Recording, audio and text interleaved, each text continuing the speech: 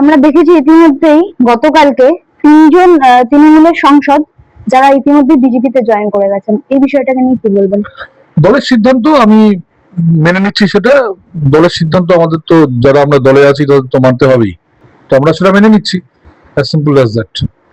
আচ্ছা, তাহলে কি বিজেপিতে তৃণমূলীকরণ শুরু হয়ে গেছে? না না, এটা তৃণমূলীকরণ না। যারা আসছেন তাদের বিজেপির আদর্শ মেনেই আসতে হচ্ছে, এবং এটা ঠিক তৃণমূলীকরণ বলা যায় না। মানে যারা আসছেন, দেখুন, দল পরিবর্তন তো বরাবর হয়, মানে এটা তো প্রথম না ভারতবর্ষে। তো কিছুদিন আগে পর্যন্ত যখন শীর্ষ নেতারা ছিলেন বিভিন্ন, তারা বলেছিলেন কোন রকম তৃণমূলের কাউকে এই দলে নেওয়া হবে না।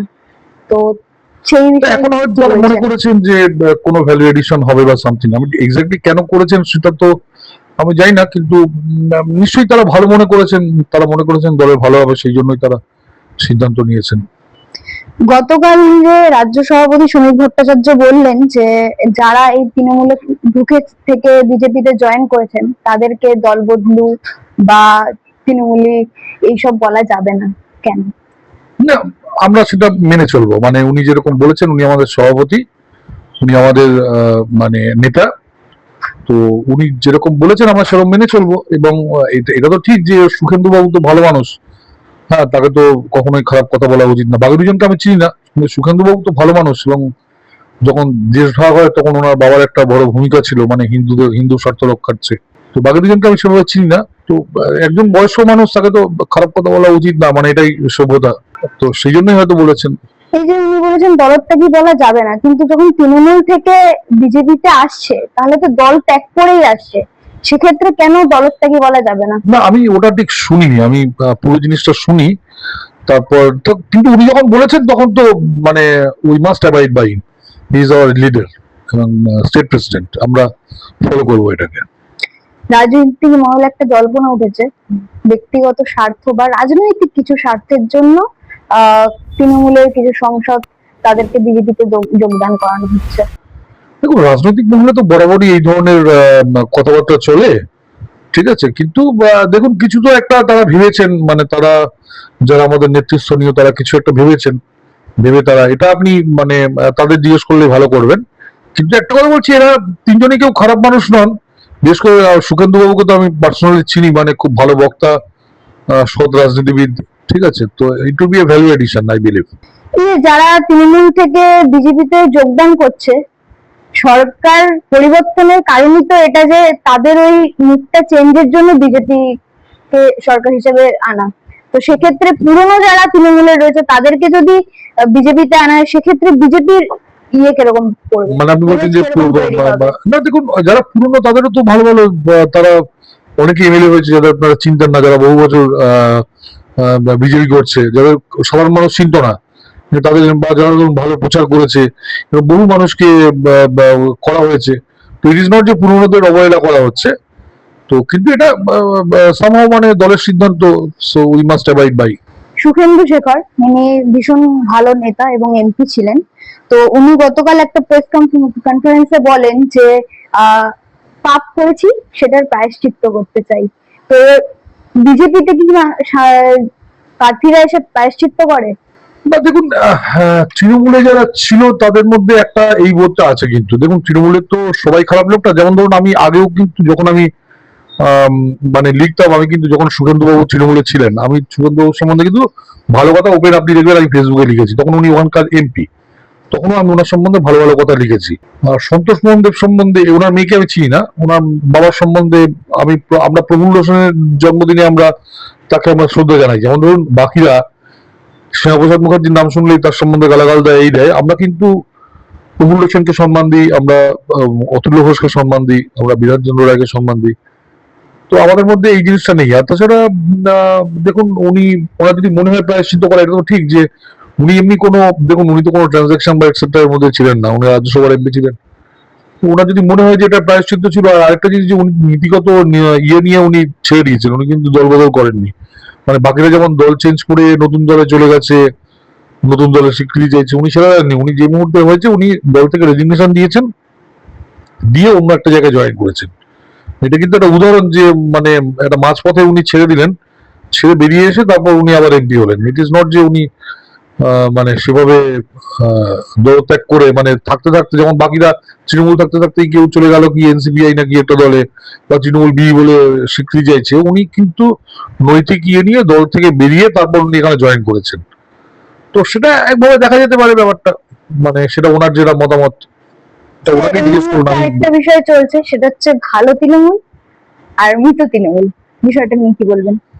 দেখুন, না না না, একটা ছোটি তৃণমূল, একটা বালিশ তৃণমূল, আর থার্ড যদি বলেন ভালো তৃণমূল। দেখুন, তৃণমূলে একেবারে যে ভালো লোক নেই তা তো নয়। যেমন ধরুন এখনো শুভেন্দু চট্টোপাধ্যায় ওদের বেশ ইয়ে, আমার তো ভদ্রলোককে ভালো লাগে। আমার তো মনে হয়েছে উনি কোনোদিন গুন্ডামি বদমাইশি করেছেন বলে আমি শুনিনি আর কি, ঠিক আছে, বা এটসেট্রা, আমি কোনো খারাপ কথা ওনার সম্বন্ধে শুনিনি। বা ধরুন ওদের একজন বা ইয়ে ছিলেন, মারা গেছেন, অরুণ বন্দ্যোপাধ্যায়, ভাটপাড়া পুরসভার খুব কম দিনের জন্য চেয়ারম্যান ছিলেন। আমাদের কাউন্সিলর ছিল অরূপ চক্রবর্তী, ছেলেটার সঙ্গে বেশ কয়েকবার বিতর্কে আমরা গেছি, ছেলেগুলো ভালো ছিল বলে। ভালো যে একেবারে নেই তা তো নয়। আর দেখুন সুখেন্দু বাবু, বাকি দুজনকে চিনা, সুখেন্দু বাবু তো মানুষ ভালো, মানে এটা নিয়ে তো সন্দেহ নেই যে ওনার ওনার কিন্তু কোনো এত বছর রাজনৈতিক জীবনে সুখেন্দু বাবু কিন্তু গায়ে কোনো কালো দাগ নেই, এটুকুই বলতে পারি। বাকিটা দেখুন কেন নেওয়া হয়েছে কি ব্যাপার, সেটা নেতৃস্থানীয় লোকজন বলবে, কিন্তু এটুকু বলতে পারি যে ওনার প্রশংসা আমি আগেও করেছি। বাকি দুজনকে আমি চিনি না। স্যার আরেকটা বিষয়ে যাব, সেটা হচ্ছে 8 জুলাই প্রাক্তন মুখ্যমন্ত্রী মমতা বন্দ্যোপাধ্যায় হাজরা থেকে মিছিল করেন, এবং সেই মিছিলেই উনি মেজাজ হারিয়ে ওনারই দলের কর্মীর ওপরে চোটপাট করেন এবং তাকে চড় মারেন। এই বিষয়টা নিয়ে কি বলবেন? এই যে কটা লোক এখন সঙ্গে আছে, এরপর সে কটা লোক থাকবে না। ওই যে চর মারেন বা কামড়ে দেন বা লাঠি নিয়ে তাড়া করেন, এখনো যে কটা লোক ওনার সঙ্গে আছে সে কটা লোক থাকবে না। ওনার একটু মাথা ঠান্ডা করার ওষুধ খাওয়া উচিত, ডাক্তার দেখানো উচিত আমার মনে হয়। মানে এত সহজে অ্যাকচুয়ালি উনি কখনো ভাবেননি যে উনি মানে ক্ষমতা হারাতে পারেন, এটা উনি কখনো ভাবেননি। তো ক্ষমতা হারিয়েছেন, মানতে পারছেন না। তৃণমূলের 3টে অ্যাকাউন্ট ফ্রিজ, কি বলবেন? করা তো উচিত, এবং ইডি করেছে, কি কারণে করেছে জানি না। তবে এই তৃণমূল তো দেখুন টাকা তুলেছে অন্যায়ভাবে। দেখুন প্রত্যেকটা রাজনৈতিক দল টাকা তোলে এবং কর্পোরেট লোকেরা টাকা দেয়। ইভেন টাটা বা ধরুন ইনফোসিস বা ধরুন বড় বড় যে কোম্পানিগুলো, তারা প্রত্যেকের টাকা দেয়। আদানি আম্বানি এরা তো শুধু বিজেপিকে দেয় না, এরা কংগ্রেসকেও টাকা দেয়। এরা অন্য পার্টিকে, আপনি কেরালায় এমনি এমনি সিপিএম আদানিকে ঢুকতে দিল, টাকা সবাই সবাইকে দেয়। তো তৃণমূল যে টাকাগুলো তুলতো সেটা ধরুন কারো জমি চুরি করে, প্রমোটিং করে, সাধারণ মানুষের উপর ক্ষতি করে, রিক্সাওয়ালা, অটোওয়ালা, হকার, একটা হকারকে বসিয়ে তার থেকে একটা বড় টাকা নিল, বা হকারকে উচ্ছেদ করে বললো এত টাকা দিয়ে নিলে কাল থেকে বসতে দেবো না। তো হতে পারে সেই কারণে, মানে অত্যাচার করে মানুষের থেকে টাকা নিলে, তখন তো দেখুন যে কোনো রাজনৈতিক দলে দেখুন টাকা লাগে। আজকে একজন লিডার ধরুন আমাদের, আমরা ধরুন দিল্লি যখন যাই, আমাদের তো পার্টি একটা টিকিট কেটে দেয় ফ্লাইটের। তো ফ্লাইটের টিকিট যদি কেটে দেয়, ট্রেনের যদি টিকিট, টাকাটা কোথায় পাবে? আমাদের তো ব্যবসা তো করে না রাজনৈতিক দলগুলো, তাদের বিভিন্ন বড় বড় কর্পোরেট হাউস থেকে টাকা নিতে হয় চাঁদা আকারে। তো তৃণমূল টাকাটা তুলতে খুব খারাপ ভাবে। তো হয়তো সেই কারণে মানুষের হয়তো অভিযোগ আছে।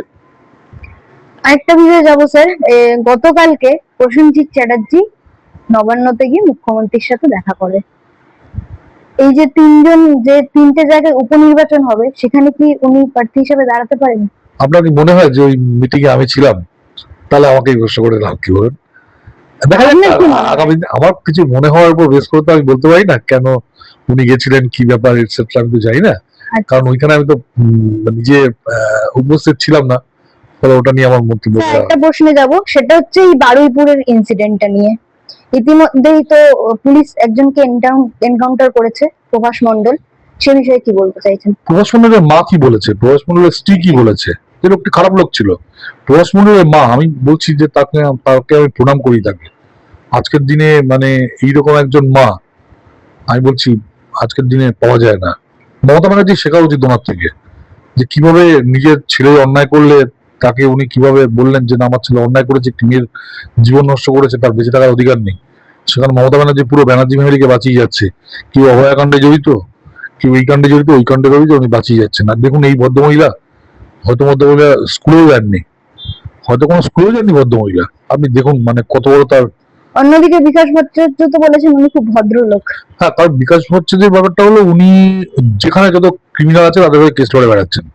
উনি প্রথমে বললেন যে আমি মহুয়া মৈত্র হয়ে কেস করব, তারপর উনি বললেন যে আমি দেবরাজ কত বড় একটা মাফিয়া খুনি, সে দেবরাজের হয়ে উনি আদালতে নেমে গেছেন। তো উনি ভেবেছিলেন এই প্রভাসের হয়ে হয়তো লোবেন কেস, হ্যাঁ, তারপর প্রভাসকে জামিনে ছেড়ে দিয়ে, প্রভাসের তো টাকা নেই, তো জামিনে ছেড়ে দিয়ে বলা যে ভাই তুই 1 মাস সাট্টা ফাল্টা খেলে যা টাকা পয়সা আয় করবি তার থেকে আমার ফিসটা তুলে দিস।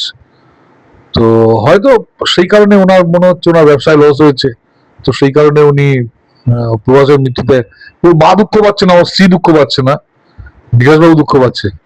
আপনি কি বলবেন আপনি? স্যার, শেষ প্রশ্নে যাব, সেটা হচ্ছে এই প্রথম পশ্চিমবাংলায় কোনো ধর্ষকের শাস্তি এনকাউন্টার, এই বিষয়টাকে কিভাবে বলবেন? এটা শাস্তি নয়, দর্শক রাত্রিবেলা পুলিশকে গুলি মেরে পালাতে গেছে। আজকে যদি পুলিশ ছেড়ে দিত সেটা কি ভালো হতো? এমনি দেখুন, ওই ঘটনার পর সবাই বলে গেছে যে আরএসএস বিজেপি নাকি জড়িত। একদম এক কথায়, যেহেতু ওরা হিন্দু সেহেতু প্রথম থেকেই বলেছে আরএসএস বিজেপি নাকি জড়িত। এইবার ধরুন রাত্রিবেলা ওই কাজটা করতে গেছে, ও যদি গুলি মেরে পালিয়ে চলে যেত পুলিশকে, বা একটা পুলিশের যদি একটা লোক মারা যেত, তাহলে আপনি বলুন লোকে কি বলতো? তাহলে যে পুলিশকে ছেড়ে দিয়েছে, রাত্রিবেলা নিয়ে গিয়ে পুলিশকে ছেড়ে দিয়েছে, যেটা আপনি রঞ্জিত মল্লিকের সেই শত্রুতা আপনি দেখতে পাবেন। তো সেটা ছেড়ে দিলে বা সে পালিয়ে গেলে কি সেটা কি একটা ভালো উদাহরণ হতো? এটা এনকাউন্টার করেছে, এটা এনকাউন্টার মানে কিন্তু গুলি করে মারা না। গুলি করা মারা এক জিনিস, আর এনকাউন্টার মানে সে আক্রমণ করেছে, পুলিশ তাকে পাল্টা আক্রমণ করেছে, কে শাস্তি দেয়নি। পুলিশ নিজেকে বাঁচাতে এবং ওকে ধরার জন্য পুলিশ এই কাজটা করেছে, শাস্তি দেয়নি। এবং এটা ছাড়া পুলিশের কিছু করার ছিল না, পুলিশ কি করবে? আর যারা একে নিয়ে কাঁদছে আমি বলছি তাদের একটা ব্যবসায়িক স্বার্থ হয়তো এর মধ্যে লুকিয়ে আছে, সেই জন্য তারা কাঁদছে। ধন্যবাদ স্যার আপনাকে, নমস্কার।